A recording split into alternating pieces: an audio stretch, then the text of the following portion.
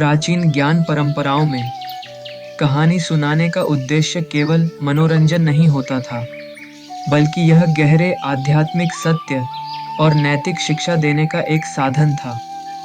ऋषि जानते थे कि मनुष्य की चेतना को कहानियों के माध्यम से आकार दिया जाता है और इसी तरह वे गहरे दार्शनिक विचारों को एक संबंधित तरीके से व्यक्त कर सकते थे।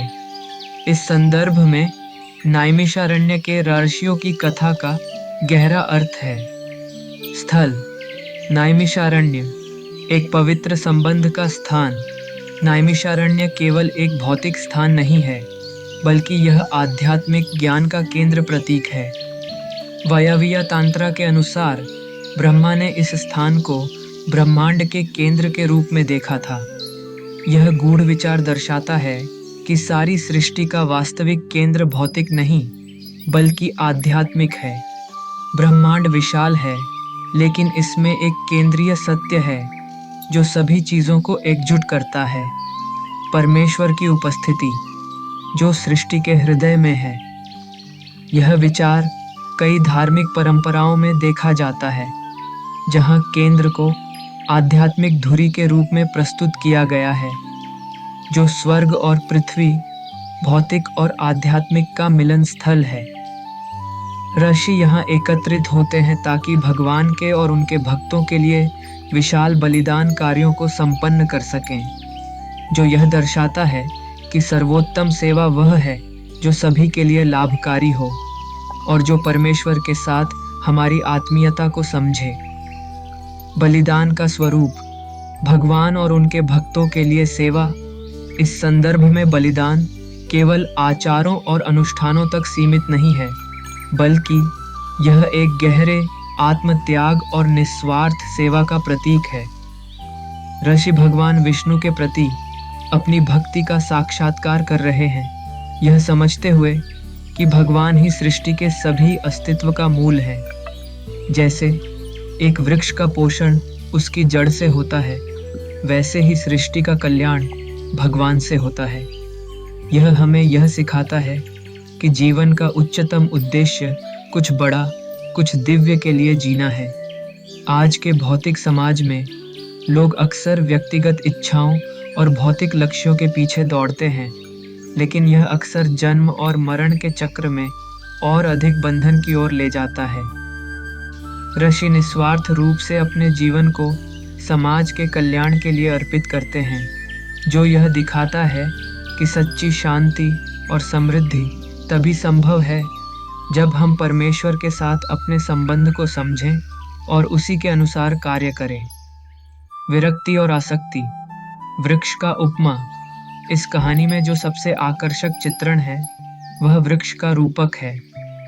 वृक्ष भगवान विष्णु का प्रतीक है और अन्य सभी प्राणी, देवता, मनुष्य और अन्य उसकी शाखाएं, टहनियाँ और पत्तियां हैं। जब तक शाखाएं वृक्ष से जुड़ी रहती हैं, वे पोषित रहती हैं, लेकिन यदि वे अलग हो जाती हैं तो वे सूख जाती हैं। यह रूपक मानव अवस्था का गहरा चित्रण है। हमारे भौतिक जीवन में हम अक्सर भगवान से अपने संबंध को भूल जाते हैं और केवल भौतिक चिंताओं में उलझे रहते हैं। इस प्रकार हम अपने जीवन के स्रोत से कट जाते हैं। जैसे एक वृक्ष की शाखाएं, यदि वे जड़ से अलग हो जाएं, तो चाहे जितना भी पानी दिया जाए, वे जीवित नहीं रह सकती। इसी प्रकार जब मनुष्य अपने परमेश्वर से संबंध तोड़ देता है, तो भले ही वह भौतिक सफलता प्राप्त कर ले, वह अंततः संतुष्ट नहीं हो सकता। सच्ची पूर्ति तभी प्राप्त होती है जब हम भगवान से जुड़कर अपने जीवन को पुनः दिशा देते हैं। आधुनिक समाज, परमेश्वर से कट गया समाज। कहानी यह भी बताती है कि आधुनिक भौतिकवादी समाज भगवान से कट चुका है। जो नेता नास्तिक दृष्टिकोण से कार्य कर रहे हैं, वे परमेश्वर को नकारते हुए समस्याओं का समाधान करने की कोशिश कर रहे हैं, लेकिन यह प्रयास निश्चित रूप से विफल होगा, क्योंकि वे उस मूल सत्य को नकार रहे हैं कि सभी अस्तित्व का स्रोत भगवान है। समाज की समस्याओं का वास्तविक समाधान।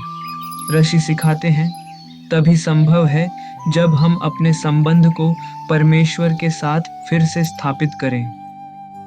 यह केवल व्यक्तिगत आध्यात्मिकता की बात नहीं है, बल्कि यह सभी प्राणियों की सामूहिक भलाई के लिए आवश्यक है। जब समाज परमेश्वर के साथ अपने संबंध को समझता है, तभी वह सच्ची शांति और समृद्धि अनुभव कर सकता है। भक्ति और संकीर्तन का महत्व। अंत में यह कथा श्री चैतन्य महाप्रभु के उपदेशों का उल्लेख करती है, जिन्होंने भगवान के पवित्र नामों का संकीर्तन करने को इस युग में सबसे प्रभावी साधन बताया।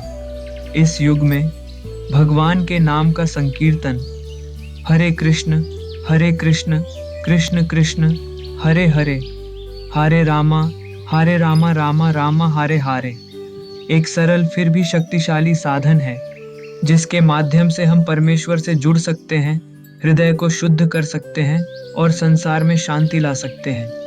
यह दार्शनिक दृष्टिकोण यह बताता है कि भक्ति न कि जटिल आचारों के माध्यम से, लेकिन सच्ची ईमानदार संकीर्तन से हम आत्मज्ञान प्राप्त कर सकते हैं। यह दिखाता है कि आध्यात्मिक अभ्यास आज के व्यस्त जीवन में भी सभी के लिए उपलब्ध है और इसे सभी वर्गों के लोग अपना सकते हैं। यह कहानी गहरे दार्शनिक विचारों का संगम है, जो हमें भक्ति, बलिदान और परमेश्वर के साथ संबंध स्थापित करने के महत्व को सिखाती है। यह हमें याद दिलाती है कि शांति और समृद्धि केवल भौतिक प्रयासों से नहीं, बल्कि दिव्य उद्देश्य के साथ अपने जीवन को जोड़े रखने से प्राप्त हो सकती है।